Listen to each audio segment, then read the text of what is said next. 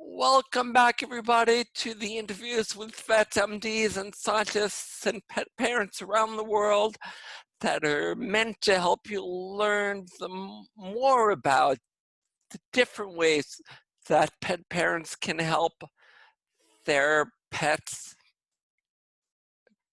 have best quality of lives for as long as possible.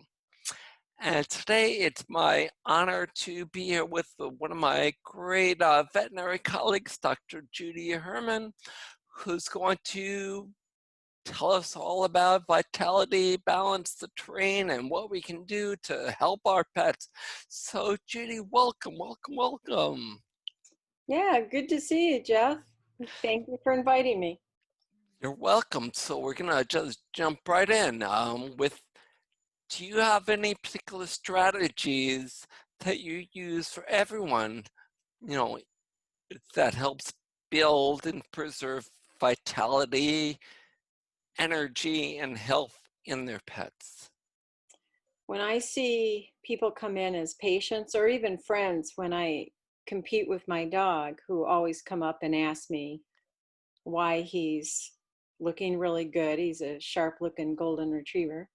Um, I tell them there's a few basic things that will help us keep their pets healthy. And the first thing is diet. I'm a raw food feeder, have been for about 25 years. And I've noticed that with my own dogs, which are golden retrievers who have a tendency to die young, they have been living in their teens with good vitality, good health. So the first thing is what we put in our mouths, what they put in their mouths makes a difference.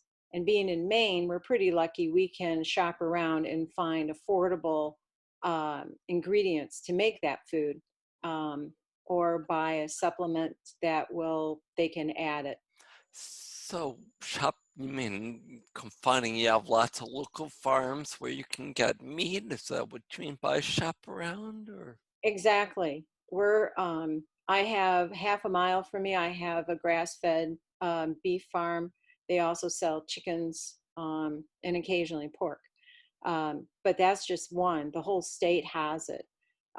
We have farmer markets. Farmer markets probably, well, you can go every day of the week and you can get really good deals on organic vegetables. And also our co-ops are in almost every town.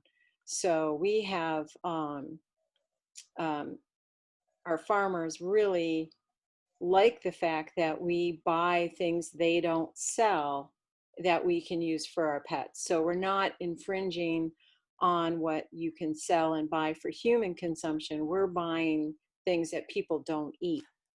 So it's more sustainable as well as being more affordable. That's fantastic. Do you have any feelings for why feeding raw or fresh food improves vitality? I think I do see that it improves the vitality because by giving the fresh and whole food, it once it's digested, I do think it gets down into the energy of the cellular level in the body. It helps the immune system because when you feed kibble, which is kind of like a dead food, you can, there's only so much an animal can do to have a sustainable, full life. Um, the kibble just can't, at the cellular level, it just can't give them that vitality, can't give them that energy, and they can't even produce symptoms when they're not feeling well. Um, you, they don't, their pet parents don't know because Uh, of that. I'm going to stop you right there because you just introduced a really complicated topic, and that connects vitality, energy, and symptoms. And that connection, doesn't really exist, except we know it's there, that cells can only work their best when they've got the proper energy. A car can only go when it's got, the proper gas. and the engine is working and the car is working. Um, what do you mean by they can't even show symptoms? So you can have, I saw it today. The pet parent brought in a 14-year-old dog. When I first saw that dog, it was just a year ago. And the conversation was, well, he's an old dog. He sleeps a lot. He doesn't, he has trouble going up and down stairs and things like that. She fed kibble, and it was a expensive one, so she thought she was feeding really well stuff. So we talked about feeding raw, and she's got a family with 3 kids, 2 dogs, husband, the whole thing. Not a lot of money. So we talked about how to do it. She was nervous, so she started with a little bit, like half and half, and she noticed that the dog was more energetic. So she kept going and going. So this year, I see this dog, and the weight's better. It's got a shiny coat. It looks 3, 4 years younger. She said that she's never had a problem with diarrhea or anything like that. And halfway through switching, she had some diarrhea, but then it went away. And we talked about it. And then she says, when he was a puppy, the first 2 years, we had a lot of trouble feeding this dog because he kept getting diarrhea. So by feeding not a fresh food without treating that in a more holistic way, that diarrhea went away. And it could have been just what I think it is, just sitting there, because again, this dog had enough vitality to throw out those symptoms and then have, just with good food, have it improve again. So a excuse me, a transient symptom in the face of better vitality is okay because maybe the body going back and not got it. So diet, fresh, raw, higher vitality. What's another? Would you give us a second? Well, you're talking to someone who does a lot with her dog. Um, and we're out, we do tracking, which he has to find, follow somebody's trail and find all the stuff they left, they dropped. We do scent work, which he has to find. In fact, tomorrow, he not only has to find certain odors in an area, he also has to find my scent on a cotton ball somewhere in a 600 square foot area.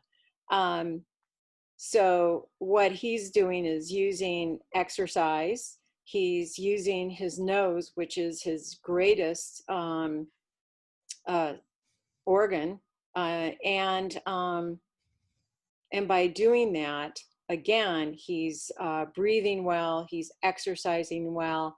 I see clients where we talk about themselves, how they breathe when they do yoga and all that. And I explain to them that this is how dogs do it. And cats can do it too. It's just a matter of giving them the opportunity. And they have a blast. And it tires them out because they're working hard. It's just really, and up in Maine in the winter when you can't go outside, this is a great way to make life easier for all of us. So the exercise and using your nose is really another way to build your vitality. Fantastic. All right. Sounds good. So now let's just shift a little bit and let's talk a bit about balance. So how do you see balance in your patients, or how do you perceive balance, and do you perceive it and not worry about it? Or Well, you do. I mean, if somebody comes in and says Fido isn't right, or the kitty isn't right, and you ask them what is not right, and they're like, well, I don't know, it's just not acting right. So that's a clue that the parent is very attuned to their pet. Um, and then it's up to me to start asking the questions. And usually, if you're out of balance, I'll find something and talking to them like, gee, have you noticed that the ears are dirty? Oh, yeah. They've never been dirty before. Well, that's the body trying to put themselves back into balance, and they create dirty ears. So the symptom of the dirty ear is a sign, a clue to imbalance. Correct. Got Correct. it. Got it. Because Got it. I think the body, to stay in balance, like if you do too much of something and you're exhausted, let's say I track my dog for 5 hours and he's going to be wiped out. He could actually get sick because I pushed him over too much. So there is a balance going on there. If you are trying to feed right, exercise right, keep them clean, let them doing the breathing, the sniffing, and acting like a dog, the body will try to just stay even. We see it in ourselves. You're working hard, and then you get home and you can't think. You're just so exhausted. Then what happens? You start getting a sniffly nose. So you've just thrown yourself out of balance and symptoms arise. And that tells you, oh, I'm run down. I'm going to go and take a nap and I'm going to chill out. And then the body corrects itself. So the same thing is with a dog. I mean, or a cat or a bird or anything, it's the same thing. If they overdo it, if they're not fed right, if something is out of whack, they present symptoms. If you feed, I'm trying to think of an easy thing to say as an illustration. No worries. Okay, I I can't guess think of we're it. gonna. Yep. That's okay. I'm sure there's a lot of them, but yeah. So now we're gonna take it a step further as far as that balance that you just described. What do you think is more important, that balance, the internal health, or the germ, the bacteria, the virus? You see a virus, you get sick, your dog or cat gets sick right away, or is balance relevant in there? Oh, the balance is really, I think balance and susceptibility is really, really important. Susceptibility. Susceptibility, yeah. Um, so if you, What do you mean by that? Susceptibility is. well, I have a very clear example of that. If you either genetically or if your immune system's really strong and you're taking really good care of yourself, you are less likely to be affected by the viruses and the bacteria. And you can see it in several ways. I mean, for example, in humans, in my house at Christmas time, invariably my sister came home every Christmas with the flu. So when she comes in, she is sick, and there's 4 of us, and all of us react differently. One of us never gets sick. Another one gets sick real fast, and then it's better, and then she's just sick for the whole trip. So susceptibility, if it wasn't the fact that our bodies are really important in figuring and being strong enough and resilient enough, if that wasn't important, if the germ or the virus were the key, then all of us would have gotten sick with the same symptoms and go from there. In the animals, my first golden retriever was staying at the clinic. And at that time, he was around 9 months to a year. And that's when parvo first showed up. It was the epidemic of parvo. And the discussion then in this conventional practice was, gee, they're recommending vaccinating dogs with the cat distemper vaccine because that's a parvo virus. And my dog was there. And I decided for some reason to do a titer for parvo on him. And my colleague came and said, your dog has parvo. I said, well, he's not sick. Oh, but he's sick with parvo. And I'm like, he's fine. He's eating, no diarrhea, acting great. But he had an extremely high titer, 1 to 2,500. Which means what though? A That titer? means titer told me that he had been exposed to all these puppies coming in. He was of the right age to have gotten sick. He was never sick. It meant that the virus, probably he got the virus, but the virus couldn't take hold. The virus couldn't do anything. The virus was a nothing important to him. So the titer was a test, a To measure of see, his immunity, of his antibodies. And I have to show this only because it's a book I'm reading by an immunologist. I don't know if you can see it. It's called Tending Adam's Garden, where oh, the garden is the internal garden, and the whole book is talking about energy and information flow, connection, and how that's more important than anything on the outside. So yep. that's And great. and And it that really was actually going to be my next question, which you already answered, which is two dogs go into kennel. They both are exposed to kennel cough. One gets sick and one doesn't. Why? because it's all individual. It's all what's going on inside.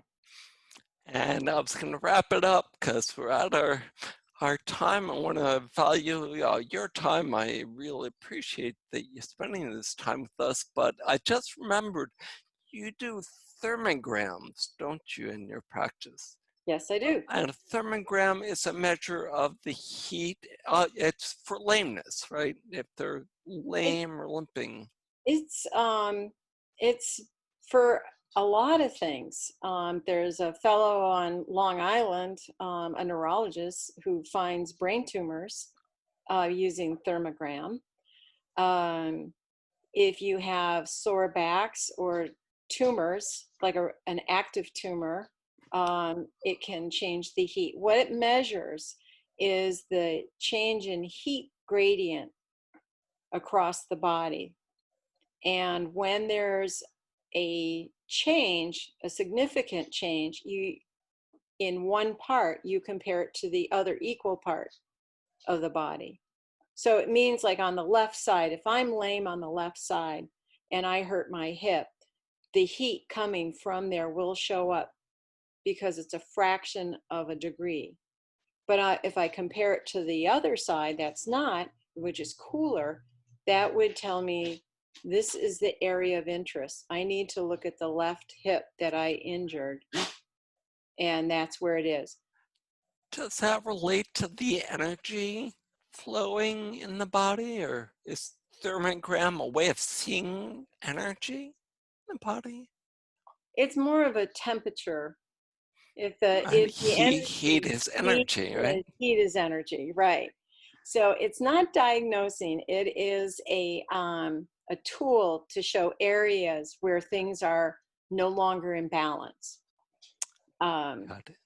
Yeah, and we just I just did one on a dog where she was sure the problem was the right shoulder, and it was actually the left hip. And So you're able to pinpoint it with the energy gun, the thermogram that was able to measure the temp gradient. right. Awesome. And I So just quick review. So fresh and vital and high energy food helps the body by allowing it to stay in balance and create fewer symptoms. And there are a lot of other things that we can be doing, that pet parents can be doing. And thank you for your time, Dr. Herman. I mean, I know we talked about other things as well, but really, really, really appreciate it. And we'll have to talk further about energy and, the Adam's garden and the terrain sometime soon. So thank you and have a good night. Okay, good night. Good Thanks. night. Thanks.